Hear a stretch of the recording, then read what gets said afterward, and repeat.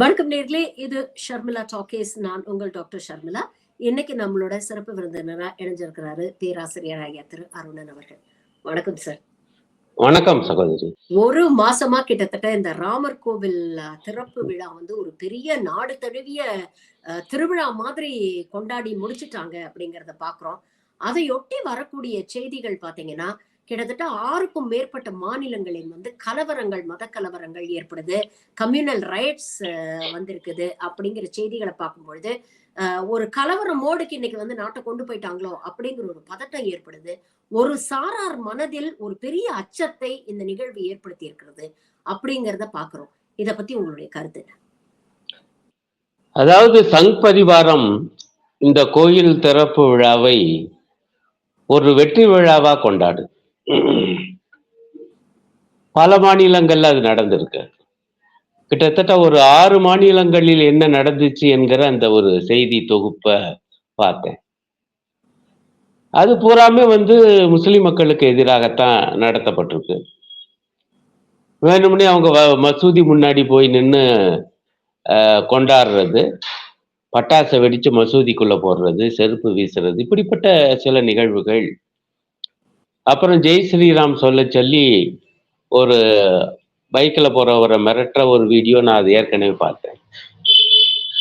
மிக அதிகமாக பார்க்கப்பட்ட ஒரு காட்சி, அந்த திறப்பு விழாவுக்கு முதல் நாள் ஒரு மாநிலத்துல தேவாலயத்தின் மேல நின்று, அந்த தேவாலயத்தின் உச்சியில சிலுவை இருக்கு, அந்த சிலுவை மேல காவி கொடி, அந்த காவி கொடியில பாத்தீங்கன்னா ராமர் கோயில் ஜெய் ஸ்ரீராம்.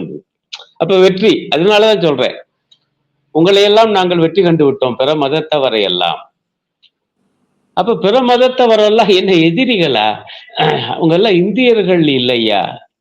இல்லை என்பதுதான் சங் பரிவாரத்தினுடைய பார்வை. அப்பாவி மக்களுக்கு ஒரு பகுதியினருக்கு, இந்துக்களில் உள்ள அப்பாவி ஒரு பகுதியினர் இந்த மோசமான சிந்தனைக்கு ஆட்படுத்தப்பட்டிருக்கிறார்கள். அவங்களாம் ஆளாகல, திட்டமிட்டு இந்த மாதிரியான வெறி உணர்வு அவங்களுக்கு ஊட்டப்பட்டிருக்கு. இந்த நாட்டினுடைய எதிரின்னு பார்த்தா வறுமை, வேலையில்லா திண்டாட்டம், விலைவாசி உயர்வு, இதுதான் அனைத்து மக்களினுடைய பொது எதிரி. ஆனா அதன்பால் மக்களின் கவனம் திரும்பிவிடக் கூடாது என்று முஸ்லிம்கள் எதிரிகள், கிறிஸ்தவர்கள் எதிரிகள் என்று இட்டு கட்டி அதை ஆனா ரொம்ப தந்திரமாக அந்த காரியத்தை நிறைவேற்றி வருகிறார். அதுவும் இந்த தேர்தலுக்கு அதுதான் பிரதானம். போன தேர்தலுக்கு புல்வாமா, அதை வைத்துக்கொண்டு எப்படியெல்லாம் தங்களுடைய பிரச்சாரத்தை கட்டமைச்சாங்கன்னு பார்த்தோம். இந்த தேர்தலை பொறுத்தவரை நாங்க தான் அன்னைக்கு பாபர் மசூதியை இடிச்சோம், நாங்க தான் இன்னைக்கு அந்த இடத்திலேயே கோவில் கட்டி முடிச்சிட்டோம், பாரீர் பாரீர். ஆகவே எங்களுக்கு ஓட்டு போட வாரீர் வாரீர் என்று கேட்க போறோம். இப்ப கூட பார்த்தேன், கொஞ்ச நேரத்துக்கு முன்னாடி ஒரு செய்தி, ஒரு தொலைக்காட்சி, மீண்டும் மோடி ஓட்டு போடுங்கள் என கேட்டு ஒரு வீடியோவை பாஜக வெளியிட்டிருப்பதாகவும், அதுல தங்களுடைய சாதனைகள் என்பதுல இந்த ராமர் கோயிலையும் போட்டு படம் போட்டே காமிக்கிறாங்களாம். ஆகவே ஓட்டுக்காகத்தான் இவ்வளவும், அதுல அவங்களுக்கு கூச்ச நாச்சமே இல்லை. 2-3 நாளா நான் தொலைக்காட்சி வாதங்கள்ல இந்த சப்ஜெக்ட் வரும்போதெல்லாம் பாஜக காரங்களோ பாஜக நண்பர்களோ இப்பெல்லாம் என்ன ஒரு தைரியமா, சரியான சொல்லு, தெனாவட்டா என்ன பேச. ஆமா ஐயா, நாங்க ராமர் கோயில் திறப்பு என்பதை அரசியலுக்கு பயன்படுத்துவோம், தேர்தல் அதை சொல்லி வாக்கு கேட்பாங்க, அது குறிப்பாக வட மாநிலங்களில் எங்களுக்கு வாக்குகளை அள்ளித்தரும் அப்படின்னே பேசுறாங்க. அப்ப மதச்சார்பற்ற குடியரசு என்கிற அரசியல் சாசன மாண்பு கிளி தெரியுறாங்க. நம்முடைய அரசியல் சாசனம் அந்த விஷயத்துல ரொம்ப அருமையானது, அபாரமானது. மதச்சார்பற்ற குடியரசு, அரசுக்கு மதம் கிடையாதுயா, அது முகவுரையில சரத்து 25, அனைத்து மக்களுக்கும் மத உரிமை உண்டு, மனச்சாட்சி உரிமையும் உண்டு, எந்த மதத்தையும் பின்பற்றாமலும் இருக்கலாம், எந்த ஒரு மதத்தையும் பின்பற்றலாம், கடைபிடிக்கலாம், பரப்பலாம், இவ்வளவு இருக்கு. ஆனா இவங்க எப்படி போயிட்டு இருக்காங்கன்னா, இங்க ஒரு மதம் தான், இந்து மதம் தான், ஆனா அதுவே அடுத்து வர இந்து மதம் தானா, அவங்க சொல்லுகிற மதம் என்னங்கிறது தனி விவகாரம். மற்ற மதங்களை பின்பற்றுகிறவர்கள் இந்தியாவில் இரண்டாந்தர குடிமக்களே. இதுதான் அவங்களுடைய லட்சியம். இதை ஏற்கனவே அவரு கோல்வால்கர் எழுதி வச்சிருக்கார், சாவர்கர் எழுதி வச்சிருக்கார். சாவர்கருடைய இந்துத்துவ நூல், கோல்வால்கருடைய நாம் அல்லது நமது தேசியத்தின் வரையறை, அப்புறம் அவருடைய சிந்தனை கொத்து, இதை பூரா படிச்சீங்கன்னா இங்க வாழலாம் முஸ்லிம்களும் கிறிஸ்தவர்களும், ஆனால் முழு உரிமை பெற்ற குடிமக்களாக அல்ல. இதுதான் சாரம். இப்ப வருத்தமா இருக்கிறதுனா அதை நோக்கி வேகமா போயிட்டு இருக்காங்க. இப்ப ஒண்ணும் இல்ல, மதச்சார்பற்ற குடியரசு நம்ம என்ன நினைச்சிட்டு இருக்கோம், ஐயா மதம் அவங்கவுங்க தனி நம்பிக்கை, தனி வாழ்வு, அரசியல் என்பது பொது வாழ்வு. இப்போ ஒரு பிரதமர் வந்துட்டாரு, அவருக்கு மத நம்பிக்கை இருக்கக்கூடாதா, அவருக்கு ஒரு கடவுள் மீது பக்தி இருக்கக்கூடாதா, கோயிலுக்கு போகக்கூடாதா? போவார். ஆனால் பிரதமர் என்கிற முறையில் அவருடைய அரசு எல்லா மதங்களிலிருந்தும் விலகி நிற்கும். இல்லாட்டி என்ன ஆகும் என்பதற்குத்தான் இந்த திறப்பு விழா. ஏற்கனவே பாபர் மசூதியை இடிச்சு புட்டு அங்க ராமர் கோயில், அயோத்தியில ராமர் கோயில் கட்டுவதில் யாருக்கு ஆட்சேபனை இல்லை. மசூதி அடிச்சுட்டு தாயா கட்டுவோம், இந்த அப்பால் சாதிச்சிட்டோம். இப்ப என்னன்னா அதோடைய இந்த அவங்க பிரான் பிரதிஷ்டை, அதாவது அந்த விக்கிரகத்துக்கு உயிர் ஊட்டுதல், அதுதான் திறப்பு விழா. அதுல யார் பிரதான நாயகர் என்றால் நாட்டின் பிரதமர். அது ஒரு மதம் கூட அல்ல, ஒரு மதத்தின் ஒரு பிரிவு. வைணவ சம்பிரதாயத்தில் ஒன்று இந்த அவதார மகிமை, அதிலே ஒரு அவதாரம் ராமர். ராம பக்தர்கள் உண்டு, ராமரை கடவுள் அல்லது கடவுளின் அவதாரம் என சொல்லி வணங்குகிறார், அது அவர்களுடைய உரிமை. ஆனா அந்த ராமர் விக்கிரகம் அதற்கு உயிர் கொடுப்பது என்பதில் பிரதமர் போய் பிரதான நாயகராக இருக்கிறார். அவர் தான் முதல் பூசை பண்ணான்னு ரொம்ப வேடிக்கையா இருக்கு, எல்லா ஊடகங்களும் பெருமையா எழுதுது. பிரதமர் என்றால் அவர் என்ன சொன்னார்னா, நான் பிரதான சேவகராக இருப்பேன்னு சொன்னார். இப்ப பிரதான பூசாரி ஆயிட்டாரு. இது அரசியல் சாசனத்துக்கு அந்த நான் சொல்லி பாருங்க, மதச்சார்பற்ற குடியரசுக்கு இதுக்கு என்ன சம்பந்தம்? ஆனா அதை பத்தி எல்லாம் பெரும்பாலான ஊடகங்கள் விமர்சிக்கல, கவனிச்சிங்களா? ரொம்ப உற்சாகமாக முதல் பூசையை பிரதமர் செஞ்சாரு. இப்ப இதுல ரெண்டு பிரச்சனை வந்துருச்சு. ஒண்ணு நாட்டின் பிரதமரே பூசாரி ஆகலாமா, மதகுரு ஆகலாமா? இதற்கு எதிர்ப்பு இப்ப எங்களை போன்ற மதச்சார்பற்ற அரசு வேண்டும் என்பவர்கள் மட்டுமல்ல, இன்னொரு கோணத்திலிருந்து சங்கராச்சாரியார்களே எதுக்க ஆரம்பிச்சாங்க. ஒரு சங்கராச்சாரியா தெளிவா சொல்லிட்டார், ஐயா நம்ம நாட்டை பொறுத்தவரை அரசன் வேறு மதகுரு வேறு, அப்படித்தானே அர்த்தம். இப்ப பிரதமரை திட்டமிட்டு மத குருவாக மாற்றுகிறார்கள். அவர் சொல்றார் சங்கராச்சாரியார், இது நியாயமற்றது, நம்முடைய மரபுக்கு முரணானதுன்னு அவரே சொல்றார். இது அம்சம் ரொம்ப நல்ல அம்சம். அவருடன் 1000 கருத்து வேறுபாடுகள் நமக்கு இருக்கலாம். அப்ப முதல்ல இது சிக்கலானது. இந்த மாதிரி இப்ப இதுக்காக 11 நாள் விரதம் இருந்து ராமேஸ்வரம் அவ்வளவு தீர்த்தங்கள் நீராடி அந்த காட்சிகளை பூரா தினசரி வந்துகிட்டு இருக்குது. அவர் போன கோயில்கள் இதுலதான் கிளைமேக்ஸ். பட் நம்ம ஆட்கள் அதையும் அழகா கேள்வி பண்றாங்க, ஐயா நீங்க பண்ண பாவம், எத்தனை தீர்த்தத்துல நீராடுனாலும் போகாது ஏன்னு அந்த படத்தை போட்டு அது ஒரு பக்கம் தனியா ஓடுதுன்னு வச்சு சமூக வலைத்தளங்கள்ல. ஆனா பொதுவாக ஊடகங்கள் செய்யப்படுகிற இந்த காட்சி, நம்ம பிரதமர் ராமருக்கானவர் மட்டும்தான் அப்படின்னு வருமா வராதா? இது எப்படி மதச்சார்பற்ற குடியரசின் பிரதமருக்கு அழகு? ஒண்ணு. ரெண்டாவது, இந்து மதத்துடைய பன்மைத்தன்மை இருக்கு. இந்து மதம் என்பது சகோதரி பல கடவுள்கள் வணக்கத்தை கொண்டது. ஒவ்வொரு கடவுளுக்கும் வழிபாட்டு முறைமையே வேற, பிரசாதமே வேற, அப்படி அத்தனை வகை இருக்குது. இன்னும் சொல்ல போனா வைணவத்துல அதுலயே தென்கலை வடகள் இருக்கு, அவங்களுக்குள்ள எப்படி மோதல் வந்துச்சுன்னு அந்த கொடுமையும் பார்த்தோம். அப்ப இங்க சைவம் இருக்கு, வைணவம் இருக்கு, முருக பக்தர்கள் இருக்காங்க, சக்தி வழிபாட்டுக்காரங்க இருக்காங்க, குலதெய்வ வழிபாட்டுக்காரங்க இருக்காங்க. அப்புறமேலு ஊர்காவல் தெய்வங்கள வழிபடுறவங்க இருக்காங்க. இந்து மதத்துல மிக முக்கியமான பிரிவு அந்தந்த குலதெய்வங்களை வணங்குவது. ஒவ்வொரு பூராமே பார்க்கலாம் நீங்க. அவங்கவங்களுக்கு ஒரு மாசம் இருக்கும். அதுல ஆண்டுக்கு ஒரு முறை போய். இப்ப இந்த நாட்டின் பிரதமர் என்ன சொல்றாங்கன்னா, நான் ராம பக்தன், நான் ராமருக்கானவன். அப்படின்னா மற்றவங்களுடைய மனோநிலை எப்படி இருக்கும்? இது ஏதோ நான் வந்து இட்டுக்கட்டி பேசல. அவர் என்ன சொன்னாரு கவனிங்க. அன்று யாரும் அயோத்தி ராமர் கோயிலுக்கு வராதீர்கள். எது 22ஆம் தேதி ஜனவரி 22.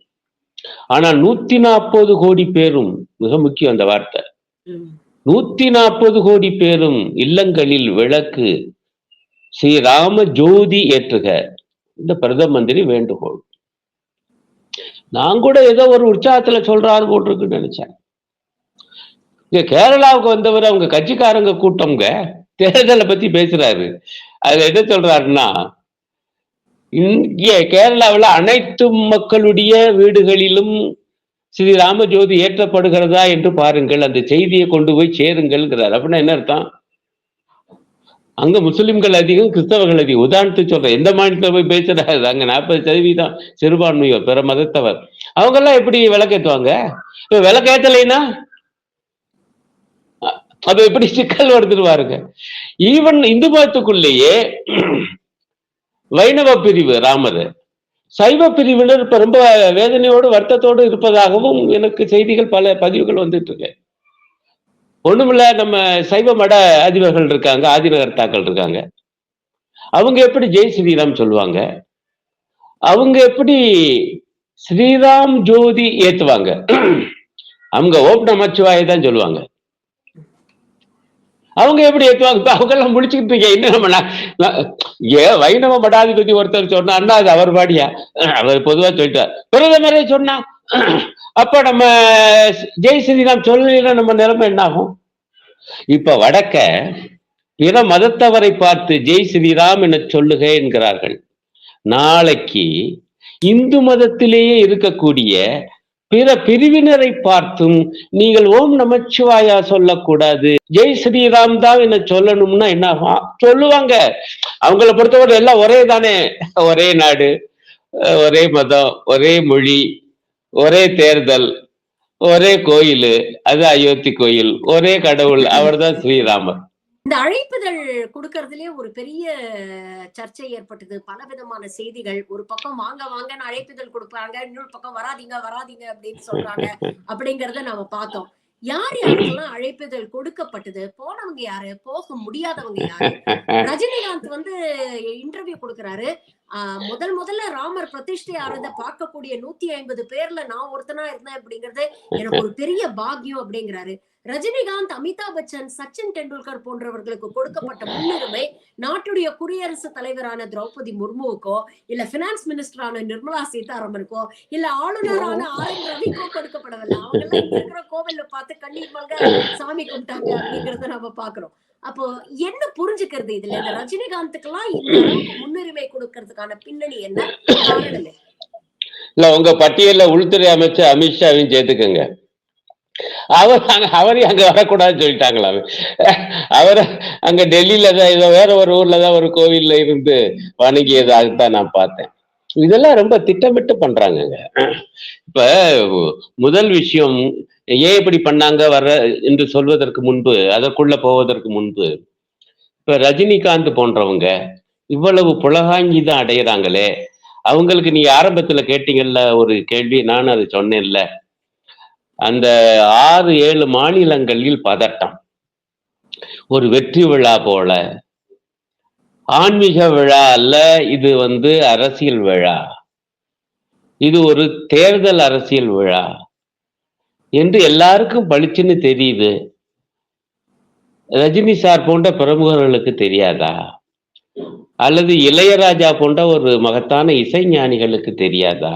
அவர் பேட்டியை பார்த்தேன். அவர் அப்படியே அவர் கண்ணீரே வருதுங்கிறார். அந்த காலத்து மன்னர் மாதிரிங்க இன்றைய மோடி. அவருதான் இந்த பாக்கியம், அந்த கோயிலை கட்டுற பாக்கியம். மசூதியை இடிச்சிட்டு கோயிலை கட்டியிருக்காங்க, எல்லாம் மறந்து போச்சுங்களா ஐயா? இதே தமிழ்நாட்டுல துக்குள சோவுக்கு இல்லாத பிரியமா ஸ்ரீராமன் மீதெல்லாம். ஏன்னா அவர் இந்த இதிகாசங்கள்லாம் மூழ்கினவராச்சே. ஆனா அவரே மனம் பொறுக்காமல் அன்றைய தினம் தன்னுடைய துக்ளக் பத்திரிகைய அட்டையில வந்து கருப்பா போட்டு உள்ளுக்க தலையங்கம் கடுமையா விமர்சிச்சு எழுதியிருந்தாரு. இது எல்லாம் மறந்து போச்சா? நீங்க அயோத்தியில ராமருக்கு கோயில் கட்டுங்க, யாரும் மறுக்கல. ஆனா மசூதியை இடிச்சிட்டு தான் கட்டும். கேட்டா அவங்களுக்கெல்லாம் சொல்லப்பட்டிருக்கலாம், நமக்கே சொல்றாங்க. இல்லைங்க, அது ஏற்கனவே கோயில் இருந்துச்சு, கோயிலை இடிச்சிட்டு தான் மசூதி கட்டினாங்க, ஆகவே நாங்க மசூதியை இடிச்சிட்டு மீண்டும் கோயில். மசூதியை இடிச்சு கோயில் கட்டினாங்கிறது இப்ப கண்ணு முன்னாடி நமக்கு தெரியுது. ஆனா கோயிலை இடிச்சிட்டு மசூதி கட்டினாங்களா 500 ஆண்டுகளுக்கு முன்பு யாருக்கே தெரியும்? நீங்க உச்ச நீதிமன்ற தீர்ப்பை படிச்சு பாத்தீங்கன்னா, கடைசி அவங்களுக்கு கொடுத்துட்டாங்க இந்த இடத்த கட்ட சொல்லின்னு. அந்த தீர்ப்பு கடைசி பகுதி அதுதான். நான் ஒன்னும் மறைக்கல. ஆனா அந்த நீதிபதிகள் அந்த தீர்ப்பிலேயே கூட உள்ளுக்க பாயிண்ட், இந்த 1949 நள்ளிரவுல கொண்டு போய் இந்த ராமர் சிலைகளை வைத்தது சட்டவிரோதம். இந்த வாக்கியம் அப்படியே இருக்கு. 92ல அதை இடிச்சது சட்டவிரோதம். 3வது பாயிண்ட், இந்த மசூதிக்கு கீழே சில பொருட்களை கண்டுபிடிச்சோம், அது வேற மாதிரியான பொருட்கள், இஸ்லாமிய பண்பாடா தெரியல என்று ஒரு அறிக்கையை சமர்ப்பிக்கிறாங்க கோர்ட்டுக்கு. அதப்புறம் படிச்சு விட்டு அந்த தீர்ப்பில் என்ன சொல்றாங்க, ஐயா ஒரு பூமிக்கு அடியில வேறு சில பொருட்கள் கிடைக்கக்கூடும், அந்த பொருட்கள் அங்க இருந்தது கோயில் தான் என்பதற்கோ அல்லது அது இடிச்சு பிறகு மசூதி கட்டப்பட்டு இருந்ததற்கோ என்ன ஆதாரம்னு அதுல இருக்கு. அப்படி ஆதாரத்தை யாரும் கொடுக்கல.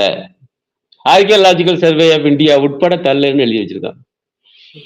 ஆக இது எப்படிப்பட்ட புரட்டு வேலை பாருங்க. வரலாற்றில் இப்படிப்பட்ட புரட்டு இது வரைக்கும் நடந்திருக்காது, அண்மை கால வரலாற்றுல. அப்ப இதெல்லாம் தெரியாதது போல அப்ப மசூதியை இடிச்சு கட்டினாங்க, ஒரு பள்ளிவாசலை இடிச்சு கோயில் கட்டினாங்க, ஒரு வழிபாட்டு தலத்தை இடித்து இன்னொரு வழிபாட்டு தலம் கட்டினாங்க. இது நியாயமா? மனச்சாட்சி உள்ள எல்லாரையும் ஒரு உழுக்கும். இந்த பிரமுகர்களுக்கு அது இல்லையா? நான் சொல்றேன், ராமாயணத்தை அவங்க படிச்சிருப்பாங்க, அதெல்லாம் தெரியும் கதை. அந்த ராமனுக்கே இது பொறுக்காதே, அவனே ஏற்க மாட்டாங்கிறேன், ஸ்ரீராமனே. ஏன்னா நம்ம கம்பன் தான் அழகா பாடியிருக்கான். அவனை கூப்பிட்டு, ஐயா நாளைக்கு உனக்கு அரியணை, தசரதன் சொல்றாப்புல. அடுத்த நாள் கூப்பிட்டு, அம்மா கைகேயி உனக்கு கிடையாது, உன் தம்பிக்கிட்டான். அப்ப நேற்று தான் பதவின்னாங்க, இன்னைக்கு இல்லைங்கிறாங்க. அப்ப ஒருத்தனுடைய முகம் என்ன ஆகும்? ஒரு மாறுதல் இல்லையா? சித்திரத்தில் அலர்ந்த செந்தாமரை போல இருந்துச்சியா? சித்திரத்தை வரைஞ்சா அதுக்கு ஆனந்தம் சோக கிடையாது, பெர்மனன்ட் ஆனந்தம் தான். எப்படி ஒரு ஒரு உருவகத்தை கொடுத்துருக்கான் பாருங்க. ஆக தம்பிக்காக பதவியை விட்டு கொடுத்தவன், சகோதரனுக்காக பதவியை விட்டு கொடுத்தவன், சகோதர மதத்தினுடைய பள்ளி வாசலை இடிச்சுதான் தனக்கு கோயில் கட்டணும்னு சொல்லுவான் ஐயா, நினைப்பான் ஐயா? இதெல்லாம் உங்களுக்கு தெரியாதா? ஆகவே இந்த பிரமுகர்கள் அங்க போனது என்பது அவங்களுடைய மனச்சாட்சியை ஒரு நாள் உழுக்கும். நான் அதுக்கு மேல சொல்ல விரும்பல. ஏன் சில பேருக்கு மட்டும் முக்கியத்துவம், சிலருக்கு முக்கியத்துவம்? ஆனா ஆக முக்கியத்துவம் ஒருத்தருக்கு தான் தரப்பட்டது, அது மோடிக்கு. அதுதான் மிக முக்கியமான பாயிண்ட். அப்ப நான் அந்த காட்சியை பார்த்தேன், நானே எதிர்பார்க்காத ஒரு திருப்பு அதுல இருந்துச்சு. நான் மோடி பிரதானப்படுத்தப்படுவான்னு தெரியும், அவர் முதலமைச்சர், அவரு சாமியாராச்சு, அவர் இருப்பார்னு தெரியும். ஆனா நான் கூட எதிர்பாராத ஒன்று, RSS தலைவர் மோகன் பகவத் மோடிக்கு அருகே இருந்தது. எல்லா பூஜைக்கும் 2 பேரும். யாராவது எதிர்பார்த்தீங்களா? கருவறைக்குள் நாட்டு பிரதம மந்திரி, ராஷ்டிரிய சுயசேவா சங்கத்தின் சர்ச்சங் சலக், மோகன் பகவத் 2 பேரும். அப்படின்னா இந்த நாட்டுல யாரு உண்மையிலேயே ஆட்சியில் இருப்பது? RSS தான், அவங்களுடைய நியமனம் தான் மோடி. ஆக அவங்க வரப்போகிற தேர்தலிலும் பிரதமராக மோடியை முன்னிறுத்த போறாங்க என்பதுதான் படுது. நான் தான் சொன்னேன், இப்ப நான் பார்த்த பாஜக வெளியிட்டு இருக்கக்கூடிய ஒரு வீடியோவை பார்த்துட்டு சொல்றேன். ஆனால் இறுதியா தீர்மானிக்க போறது சகலத்தையும் RSS தான். RSS அரசியல் பிரிவு பாஜக. அதனுடைய முன்மொழிவு பிரதம வேட்பாளராக மீண்டும் மோடி. இத அங்க காமிக்கப்படுது. அப்ப மித்தவங்க எதுக்கு வரணும்? அமித்ஷா உட்பட வராத. இங்க இந்த அம்மா கண்ணீர் வெடிக்குது. நம்முடைய நிதி அமைச்சர். ஆனாலும் அதெல்லாம் சென்னையில இருந்து அதெல்லாம் முடிச்சுக்காங்க, அங்க வரக்கூடாது. இப்ப கூட ஒரு செய்தி பார்த்தேன். இந்த திறப்பு விழாவுக்கு பிறகு கூட ஒன்றிய அமைச்சர்கள் அயோத்திக்கு இப்ப போக வேணாம் என்று பிரதமர் அறிவுறுத்தினால் ஒரு செய்தி. எந்த அளவுக்கு உண்மை வந்தோமோ. இரும்பு அடிக்கிற இடத்துல ஈக்கு என்ன வேலை அப்படிங்கிற மாதிரி இங்க தமிழ்நாட்டுல உட்கார்ந்துகிட்டு தொடர்ந்து நிர்மலா சீதாராமன் ஆகட்டும், ஆளுநர் ரவி ஆகட்டும், இல்ல அண்ணாமலை ஆகட்டும், தொடர்ந்து பிரச்சனைகள் பண்ணிட்டு இருந்தாங்க. எல்இடி வைக்க விடல, பூஜை செய்ய விட மாட்டேங்கிறாங்க, தரிசனம் பண்ண விட மாட்டேங்கிறாங்க, பக்தர்களை கூட விட மாட்டேங்கிறாங்க. இந்த திமுக அரசாங்கம் ஒரு ஹிந்து விரோத அரசாங்கம் அப்படிங்கிற ஒரு விஷயத்தை நிலைநிறுத்த முயற்சி பண்றாங்க. இவங்களுடைய அஜெண்டா என்ன? தொடர்ந்து நீங்க பாத்தீங்கன்னா பிரதமரும் பிராண பிரதிஷ்டைக்கு முன்னால இங்க வராரு, இங்க இருக்கக்கூடிய கோவில்களுக்கு எல்லாம் போறாரு, அங்க பேசும்போது கூட இங்க வந்த கோவில்களை பத்தி அங்க பேசுறாரு. அப்போ இவங்களுக்கு தமிழ்நாடு இவங்க குறி வச்சிருக்கிறாங்களா? இவங்களுடைய அஜெண்டா தான் என்ன அப்படின்னு நினைக்கிறீங்க? இதுக்கு பின்னணி என்னன்னு நினைக்கிறீங்க? இல்ல, அவங்கள பொறுத்தவரையில கேரளா, தமிழ்நாடு போன்ற மாநிலங்கள் மிகப்பெரிய உறுத்தல்களாக இருக்கு.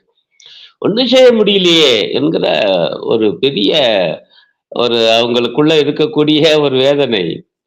ஆனா அது என்ன செய்யணும்னு தெரியாம அவங்க தமிழ்நாட்டை பொறுத்தவரையிலும், கேரளாவில் என்ன பண்றாங்க நமக்கு முழு விவரங்கள் தெரியாது. பிரதமர் பேசும்போதுதான் நமக்கு செய்திகள் வருது. ஆனா தமிழ்நாட்டை பொறுத்தவரையிலையும் அவங்களுக்கு ஒரே ஒரு விஷயத்தை வச்சுதான் தமிழ்நாட்டு மக்களை தம் பக்கம் திருப்பலான்னு பார்க்கறாங்க. அது என்னன்னா, திமுக அரசு இந்து விரோத அரசு, இந்து மதத்துக்கு எதிரானது, இந்துக்களுக்கு எதிரானதுன்னு சொல்லிட்டா, இங்க இந்துக்கள் தானே அதிகமா இருக்காங்க. இந்தியா முழுக்க 80% பேர் இந்துக்கள் மக்கள் தொகை கணக்கெடுப்புப்படி. தமிழ்நாட்டுல 88% பேர் இந்துக்கள் மக்கள் தொகை கணக்கெடுப்பு. இந்துக்கள்லாம் ஓட்டு போட்டுருவாங்க. அப்ப இப்பவும் இது இந்து விரோத அரசு அப்படிங்கிறதுக்கு அவங்க என்ன பண்றாங்க? பொய் பிரச்சாரத்தை அவிழ்த்து வர்றாங்க. ஏதேனும் ஒரு குறை இருந்து உண்மையா இருந்து சொன்னாலாவது அது எடுபடுங்க. அன்றைய தினம் ஜனவரி 22 ராமரின் பெயரால் தமிழ்நாட்டில் இருக்கக்கூடிய எந்த கோயிலிலும் சிறப்பு பூஜை நடக்கக்கூடாது என்று தடை விதித்திருக்கு ஸ்டாலின் அரசு. ஒரு முக்கியமான தினசரி பத்திரிகையில பெரிய செய்தி. தலைப்பே தடைன்னு நினைக்கிறேன். அவங்க ஒற்றை சொல்லுதானே போடுவாங்க. இந்த பத்தி அதை எடுத்து போட்டு நிதி அமைச்சரும் ஆமா அவர் சேகர் பாபு அறநிலையத்துறை அமைச்சர் அதை பார்த்துட்டு பதறி போய், நாங்க எந்த தடையும் விதிக்கலைங்க, நமக்கு தான் தெரியும் கோயில்ல அந்த பழக்க வழக்கங்கள், யார் பேர்லயும் அர்ச்சனை பண்ணலாம், ஒரு கடவுளின் பேரில் இன்னொரு கடவுள்கிட்ட அர்ச்சனை பண்ணலாம். இதெல்லாம் ரொம்ப அது ஒரு வினோதமான விஷயம். அது கூட பன்மைத்தன்மை இருக்குங்கிறேன். இந்த கடவுள் நல்லா இருக்கணும்னு அந்த கடவுள்கிட்ட போய் அர்ச்சனை பண்ணா இது எப்படி எல்லாம் பாருங்க நம்ம ஆட்கள் வச்சிருந்திருக்காங்க.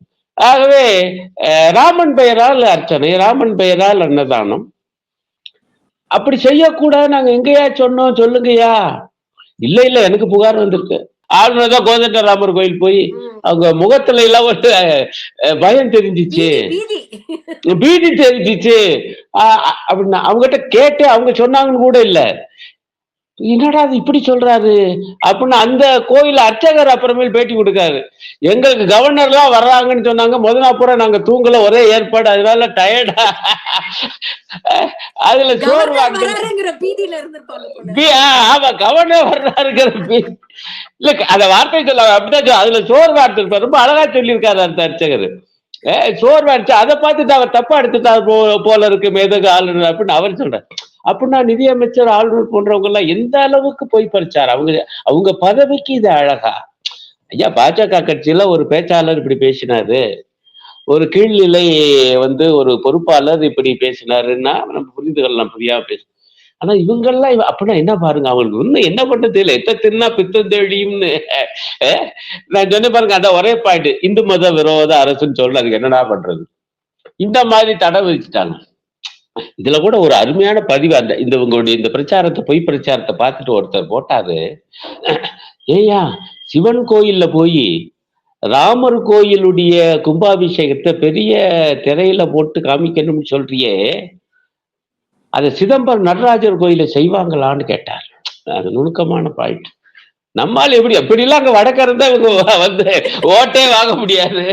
நான் அசந்து போயிட்டு என்னடா எப்படி இல்ல யோசிக்க. ஒவ்வொரு கோயிலும் போட வேண்டும் நிதி அமைச்சர் சொல்றாரு. எங்க சிதம்பரம் கோயில் அவங்க கண்ட்ரோல்ல தானே இருக்கு, அரசு கையில இல்ல. அங்க போய் வைணவராகிய ராமருடைய கோயில் அந்த பிரான் பிரதிஷ்டை நிகழ்வை பெரிய திரையில போட்டு சொல்ல. அப்புறம் இன்னொரு ஆள் பதிவு போட்டாப்புல, அது இன்னும் நுணுக்கமானது. எங்க நிதியமைச்சர் எங்க முனியாண்டி கோயில் கும்பாபிஷேகம் இருக்கு, அத வந்து ஸ்ரீரங்கத்துல போடுவாங்களா அவரு கேக்குறாரு. அங்க பெரிய ஸ்கிரீன் போட்டு இதோ முனியாண்டி சுவாமி கோயில், இதோ மதுரை பாட்டி கோயில், இதோ எங்க பேச்சியம்மா கோயில் போடுவீங்களா ஐயா? என்னையா பேச்சு பேச்சு? அப்ப என்ன அந்த அவர் கேட்கிறார், அப்படின்னா ஒரே நாடு ஒரே கடவுளை நோக்கி போறீங்களா? அப்ப ராமன்னா எல்லா கோயில்லையும் பெரிய திரையில போடணும், அப்ப மற்ற கடவுள்னா இந்த கடவுள்கள் இல்லையா அவர் கேட்கிறாரு. இவங்க ஏதோ லேசா நினைக்கிறாங்கங்க, ராமன்னு சொன்னா கொண்டாந்துலாம் அதை வந்து இப்படி இந்த ஒரு சரியான கோணத்துல ராமரை யாரும் குறை சொல்லல. அதை விரும்ப அதாவது மீது பக்தி, அவர் மீது பக்தி செலுத்துறவங்களுக்கு உரிமை உண்டு. ஆனால் ராமரை வந்து இப்படி பயன்படுத்துவது, தேர்தலுக்காக பயன்படுத்துவது என்பது மெய்யான ராம பக்தர்களை ஏற்றுக்கொள்ள மாட்டாங்க. இரண்டாவது, இந்து மதத்தில் இருக்கக்கூடிய பிற பிரிவினர் மனம் புண்படுது. நான் வேணும்னே அந்த வார்த்தையை சொல்றேன், என்ன எதுக்கு எடுத்தாலும் எங்கள் மனம் புண்படுது. நீங்க வந்து இந்து மதத்துல ஒரு கடவுள் தான் நம்ம பிரதமருடைய கடவுள்னா, அப்ப மற்ற கடவுளுடைய நிலைமை என்னன்னு பிற இந்துக்கள் யோசிக்க மாட்டாங்களா? இதுல அரசியல் ரீதியாக ஒரு பக்கம் வந்து இவ்வளவு விஷயங்கள் நடக்குதுன்னாலும் வணிக ரீதியான ஒரு காம்பனன்ட்டும் இதுல இருக்கு அப்படிங்கறத நம்ம மறுக்க முடியாது. இன்னைக்கு பாத்தீங்கன்னா யூபி அயோத்தியா அப்படிங்கறத ஒரு வணிக ஹப்பா மாத்திட்டாங்க. அடுத்த நாளே பத்திரிகையில பாத்தீங்கன்னா ரியல் எஸ்டேட் அமிதாப் பச்சன் ஆடு கொடுக்கிறாரு, 1250 ஸ்கொயர் ஃபீட் பிளாட் வாங்கினீங்கன்னா 2 கோடி ரூபாய் அப்படிங்கிற அளவுக்கு ரியல் எஸ்டேட் பிரைஸ் எல்லாம் உயர்ந்துருச்சு அப்படிங்கறத பாக்குறோம். கிட்டத்தட்ட இந்த கோவில் மூலமாவே வந்து யூபி அரசாங்கத்துக்கு வந்து கிட்டத்தட்ட 5000 கோடிக்கு மேல வருமானம் வர்றதுக்கான வாய்ப்புகளையும் வந்து அமைச்சு கொடுத்திருக்காங்க. புதுசா ஏர்போர்ட் போட்டிருக்காங்க, ரயில்வே ஸ்டேஷன் போட்டிருக்காங்க, நிறைய விஷயங்கள் செஞ்சிருக்கிறாங்க. இதை எப்படி பாக்குறது பாஜகவுடைய இந்த வணிக ரீதியான ஒரு ஸ்ட்ராட்டஜியும் இதுல இருக்குல்ல? கண்டிப்பா. அது ஒரு சிறிய நகரம் அயோத்தி. அங்க வந்து இப்ப அடுத்து இன்னும் 30,000 கோடி ரூபாய் முதலீடு பண்ண போறோம் என்று ஒரு அறிவிப்புகள்லாம் பார்த்தேன். இப்ப பாருங்க, மதுரை விமான நிலையத்தை இன்னும் அதிகாரபூர்வமாக சர்வதேச விமான நிலையம்னு அறிவிக்கல. மதுரை எம்பி நம்முடைய வெங்கடேசன் தோழர் திரும்ப திரும்ப கேட்டுட்டு இருக்காரு. இப்ப இங்க இருந்தே நேரம் துபாய் போகுது, இலங்கை எல்லாம் போகுது, ஆனாலும் சர்வதேச விமான நிலையம் இல்ல இது அதிகாரபூர்வமா. அப்படின்னா அதுக்கான ஏற்பாடுகள் அது அதுதான் இல்லையே, அது எல்லாத்தையும் அந்த ஒத்த சக்கலோட தான் இருக்கு, 2வது சக்கலையே காணும். அது ஒரு புறம் இருக்கு, நான் அந்த ஒப்பீட்டுக்கா சொல்ல வர்றேன். பட் அயோத்தியில சர்வதேச விமான நிலையம் வந்துருச்சு. அங்க என்ன இருக்குது, இப்ப இவங்க கட்டியிருக்கிற கோயிலை தவிர வேற எதுவும் இல்லை. அப்படி என்றால பாருங்க, இந்த ஜிஎஸ்டிங்கிறது ஒண்ண வச்சுக்கிட்டு நம்மகிட்ட இருந்து அவ்வளவு வரியும் வசூல் பண்ணிக்கிட்டு அவங்க வந்து தங்களுக்கு வேண்டிய அந்த திட்டத்துக்குத்தான் அந்த பணத்தை திருப்புறாங்க. அது தனியா பேசணும்னு வச்சுக்கோங்க, என்னென்ன வேலை நடந்துக்குது அப்படின்னு. பைனான்ஸ் கமிஷன்ல இவர் பிரதமர் ஆன உடனே மோடி மாநிலங்களுக்கெல்லாம் இந்த கூட்டி தரக்கூடாது, பழைய அந்த 31-32% போதும்னு வம்பு பண்ணாராம். அதையும் மீறித்தான் அந்த 41% என்பது கொடுக்கப்படுதுன்னு. அப்ப மீண்டும் ஆட்சிக்கு வந்து அதெல்லாம் காலியாகும். அப்ப இவ்வளவு பணத்தை புறம் திரட்டி மாநிலங்களில் இருந்து வரிய வாங்கி இந்த மாதிரி காரியங்களுக்கு அவங்க செய்ய போறாங்க. இப்ப வந்து ஒரு விஷயம் என்ன சொல்லப்படுதுன்னா, இந்தியா மக்கள் அனைவருக்குமே புனிதமான இடம் என்றால் அயோத்தி தான், அது மட்டும்தான் என்று கொண்டு வர ஒரு திட்டம் இருக்குன்னு சொல்லப்படுது.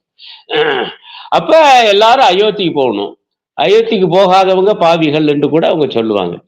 அப்ப இப்படி வரப்போகுதுன்னு இவங்க பேசுறாங்கல்ல, அப்ப அந்த இடத்தின் மதிப்பு கூடும்ல ரியல் எஸ்டேட். ஆமா, எல்லாரும் இங்கதான் வர போறாங்க, அப்ப இது கூட போகுது. அப்ப அமிதாப் பச்சனுக்கு ஏற்கனவே சொல்லியிருப்பாங்க, என்ன அவ்வளவு நெருக்கமா இருக்காப்ல, ஐயா அயோத்தி நாங்க ஆமா பெரிய ஏற்பாடு பண்ண போறோம், நீங்க இப்ப நிலத்தை வாங்கி போடுங்க, இடத்த வாங்கி போடுங்கன்னு அவர் ஏற்கனவே போட்டாரு. இப்ப நீங்க சொன்னது மாதிரி விற்க ஆரம்பிச்சுட்டார் என்றால் உங்களுக்கு வந்து அவ்வளவுதாங்க. இவங்க இந்துக்களுக்காக இருப்போம்பாங்க, கடைசிய பார்த்தா அதானி அம்பானி டாடா பிர்லா அல்லது அமிதாப் ரஜினிகாந்த் இவங்களுக்காகத்தான் இந்த ஆட்சியே நடக்குது. இதை இந்துக்கள் புரிந்து கொள்ளணும், சாதாரண இந்துக்கள். இறுதியாக ஒரு கேள்வி சார், இப்ப வந்து மோடி வந்து பேசும்போதே மேடையில ரொம்ப தெளிவா சொல்லிட்டாரு, இனிமேல் ராமராஷ்டிரம் தான், ஹிந்து ராஷ்டிரம் கூட கிடையாது, ராமராஷ்டிரம் தான் அப்படிங்கறத அவர் சொல்லிட்டாரு. ராமர் வழிப்படி தான் எல்லாமே நடக்கும் அப்படிங்கறது சொல்லிட்டாரு.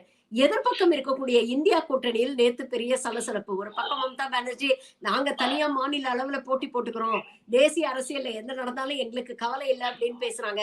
இதே ஒரு கருத்தை தான் பஞ்சாபில் இருக்கக்கூடிய ஆம் ஆத்மி கட்சியும் வந்து எதிரொலிக்கிறது. இந்தியா கூட்டணியில மீண்டும் ஒரு சலசலப்பு, ஒரு பிரச்சனை வந்து கிளம்பி இருக்கு.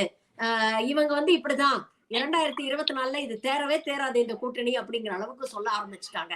இதை நீங்க எப்படி பாக்குறீங்க? இல்ல, அதற்கு முன்பு இது முக்கியமான அம்சம். தன்னுடைய ராஜ்யத்தை ராமராஜ்யம் என்று பிரதமர் மோடி சொல்வது. அப்ப இயல்பா மக்களுக்கு ஏற்கனவே காந்தியினுடைய ராமராஜ்யம் இன்னும் மனசுல இருக்கு. இதைத்தான் நம்ம அந்த வித்தியாசத்தை சொல்லணும். காந்தியின் ராமராஜ்யம் மத நல்லிணக்க நல்ராஜ்யம், மோடியின் ராமராஜ்யம் மதவெறி சாம்ராஜ்யம். இப்ப நீங்க ஆரம்பத்துல என்ன கேள்வி கேட்டீங்க? இந்த கோயில் திறப்பு விழாவை ஒட்டி 6-7 மாநிலங்களில் இன்றைய தினம் பிற மதத்தவர் மீது இவ்வளவு தாக்குதல்கள். இப்ப இதுவாயா ராமராஜ்யம்? இதையா காந்தி விரும்பினாரு? ஏன்னா இந்த ராமராஜ்யங்கிற சொல்ல முதல்ல பயன்படுத்தினது அவர் தான். இல்ல, வெள்ளையரிடமிருந்து விடுதலை பெற்று உங்களுக்கு ராமராஜ்யம் தருவேன். ராமராஜ்யம்னா தான் அந்த வட நாட்டு ஆளுநர் சொல்றாரு காந்திக்கு அதுல பங்கே இல்ல அப்படின்னு அது தனி கதை, அது தனி கதை. பட் நான் இப்ப நேரக்கருக்கு அதுக்குள்ள போகல. நான் என்ன சொல்ல வரேன், மக்களுக்கு அவர் என்ன அறிமுகப்படுத்தினா, ராமராஜ்யங்கிறது ஒரு சிறந்த ராஜ்யமாக, மத நல்லிணக்க ராஜ்யமாக இருக்கும் என்கிற முறையில் அவர் அதை முன் வச்சார். இவங்க பாருங்க, அதை வந்து அப்படியே உள்வாங்கிக்கிட்டு தங்களது போல கொண்டு வர்றாங்க. ஆனால் இது வந்து மதவெறி சாம்ராஜ்யமாக இருக்கும் என்பது பாபர் மசூதி இடிப்பிலிருந்து இன்றைய நிலவரம் வரை காட்டுகிறது. இது பிற மதத்தவருக்கு மட்டுமல்ல, அடித்தட்டு இந்துக்களுக்கும் சிக்கலை உருவாக்கும். ஒரே ஒரு உதாரணத்தை சொல்லி அடுத்த பாயிண்ட்டுக்கு போறேன். ஒண்ணு இல்லைங்க, அந்த 22ஆம் தேதி, ஜனவரி 22ஆம் தேதி பாஜக ஆளுகிற வட மாநிலங்களில் எல்லாம் அந்த டெலிவரி கம்பெனி இருக்கு, அது என்ன, ஜொமேட்டோ, அந்த கம்பெனி என்ன பண்ணிருக்குன்னா மாமிச உணவு டெலிவரி பண்ணல. எல்லாரும் அதுகிட்ட கேட்டிருக்காங்க. 23ஆம் தேதி அவங்க ஒரு விளக்கம் கொடுத்திருக்காங்க. என்னன்னா, இந்த மாநில அரசுகள் எல்லாம் எங்கிட்ட சொல்லிச்சு, அன்றைய தினம் மாமிச உணவை நீங்க டெலிவரி பண்ணக்கூடாதுன்னு, ஆகவேதான் நாங்க நிப்பாட்டிட்டோம். அப்ப நான் என்ன கேட்கிறேன், மாமிச உணவு உண்ணுகிற இந்துக்கள் மோடியின் ராமராஜ்யத்தில் 2ஆம் தர குடிமக்கள், அதானே அர்த்தம். இல்ல, நீ கோயில திறக்கிறதுக்கு நான் வந்து மாமிச உணவு சாப்பிடுறதுக்கு என்ன சம்பந்தம்? அப்படின்னா நீங்கள் யாரு? நீங்க இந்துக்களுக்காக இல்லை, பிராமணியவாதிகள் நீங்கள், அதானே அதனுடைய அர்த்தம். அப்ப நாளைக்கு என்ன கொண்டு வருவாங்கன்னா, வந்து மாமிசம் சாப்பிடுகிறவங்க மிக மோசமானவங்க இந்துக்கள்லயே, அவங்க அடங்கித்தான் கிடக்கணும், மாமிசம் சாப்பிடாத நாங்கள் தான் புனித இந்துக்கள்னு சொல்ல போறாங்க. இதுதான் மோடி சாம்ராஜ்யம், RSS சாம்ராஜ்யம், மோகன் பகவத் சாம்ராஜ்யம். இதை சாதாரண இந்துக்கள் புரிந்து கொள்ள வேண்டும். இதுதான். இப்ப நான் அடுத்த பாயிண்ட்டுக்கு வர்றேன். நான் பார்த்தேன் அந்த செய்தியெல்லாம் உண்மைதான். முதல்ல மேற்கு வங்க மம்தா பானர்ஜி நாங்க தனியா போவோம், பஞ்சாப் முதலமைச்சர் வந்து இப்ப சொல்லியிருக்காரு நாங்க தனியா போவோம்னு. ஆனா சகோதரி, இதெல்லாம் எதிர்பார்த்ததுதான். இங்க எல்லாம் அப்படி சீக்கிரத்தை உடன்பாடு வராதுன்னு எல்லாருக்கும் தெரியும். இத வந்து ரொம்ப பெருசா, அதனாலதான் அந்த காலத்திலேயே காங்கிரஸும் சரி இதர கட்சிக்காரங்களும் இந்தியா கூட்டணியில உள்ளவங்க என்ன சொன்னாங்கன்னா, 543 இடங்களில் 400 இடங்களில் தான் இந்தியா கூட்டணி சார்பாக பாஜகவை எதிர்க்கும் பொது வேட்பாளரை நிறுத்த முடியும். நீங்க வந்து வெறும் மேற்கு வங்கம் பஞ்சாப் நிப்பாட்டீங்க. நான் சொல்றேன், கேரளாவிலே அது இல்ல, அங்க வந்து காங்கிரஸ் சிபிஎம் மோதிக்கிட்டா தான் பாஜக ஓரம் கட்டப்படும். அப்ப இதெல்லாம் மனசுல வச்சுக்கிட்டு தான் 143 இடங்களை அப்பவே ஒதுக்கி வச்சுட்டாங்க. ஆனாலும் ஒரு பாயிண்ட் அவங்க என்ன, உதாரணம் பஞ்சாப்காரர் என்ன சொல்றாரு, இப்ப அதான் பார்த்துட்டு வந்தேன், 13 சீட்டு போட்டுருக்காங்க, இடங்கள் இருக்கு, எம்பி சீட்டு. அவர் என்ன சொல்றாரு, ஆம் ஆத்மி கட்சிக்காரரு, 13 நாங்க தான் ஜெயிப்போம். இப்ப பாஜக ஜெயிக்காதுங்கிறாரு. இதுல என்ன பெரிய அகமகிழ்வு பாஜக காரங்களுக்கு? ஆகா, பஞ்சாப் முதலமைச்சர் இப்படி பேசிட்டாரு. அது இதெல்லாம் எதிர்பார்க்க வேண்டியதுதான். நமக்கு மிக முக்கியமான அம்சம், இந்த மாதிரியான சில மாநிலங்கள்ல பொது வேட்பாளர் வராம போலாம். இந்தியா கூட்டணியில் இருக்கக்கூடிய கட்சிகளுக்கு இடையே போட்டி இருக்கும். நான் அதெல்லாம் மறுக்கல. ஆனால் பிற மாநிலங்கள் மீதி 400 இடங்களில் பொது வேட்பாளருக்கு வாய்ப்பு இருக்குது. பேச்சுவார்த்தை நடக்குது. பீகார்ல பேச்சுவார்த்தை நடக்குது. உத்தரப்பிரதேசத்துல கூட நல்ல முறையில பேச்சுவார்த்தை நடக்குது என்றுதான் நான் பார்த்தேன். இப்ப தமிழ்நாட்டுல 28ஆம் தேதி பேச்சுவார்த்தை துவக்குது திமுக அப்படின்னு செய்தி பார்த்தேன். டிஆர் பாலு அவங்களுடைய தலைமையில கமிட்டி. ஆகவே இது ஒண்ணும் புதிய செய்தியே அல்ல. இதெல்லாம் எதிர்பார்க்கக்கூடியதுதான். பிற மாநிலங்களில், குறிப்பாக இந்தி பேசும் மாநிலங்களில் பொது வேட்பாளரை நிறுத்துவதற்கான வாய்ப்பு இருக்குது. அப்படி வரும் பொழுதும் அதே போல இந்த பாஜக ஆட்சி இந்துக்களுக்கான ஆட்சி அல்ல, இதுதான் உண்மையிலே இந்துக்களின் எதிரி எல்லா வகையிலும் என்கிற அடிப்படையில அந்த பரப்புரையை கொண்டு போகும். அதுதான் மிக முக்கியம். அப்படி கொண்டு போனா நிச்சயமாக பாஜகவை வீழ்த்த முடியும், வீழ்த்த வேண்டும் என்பதுதான் என்னுடைய விழை. நிறைய விஷயங்களை இன்னைக்கு எங்களோட பகிர்ந்துக்கிட்டீங்க. தேர்தல் நெருங்க நெருங்க நாளுக்கு நாள் பல ட்விஸ்ட் அண்ட் டர்ன்ஸ் வந்து எதிர்பார்க்கலாம். Thank you very much for your time and நன்றி சார்.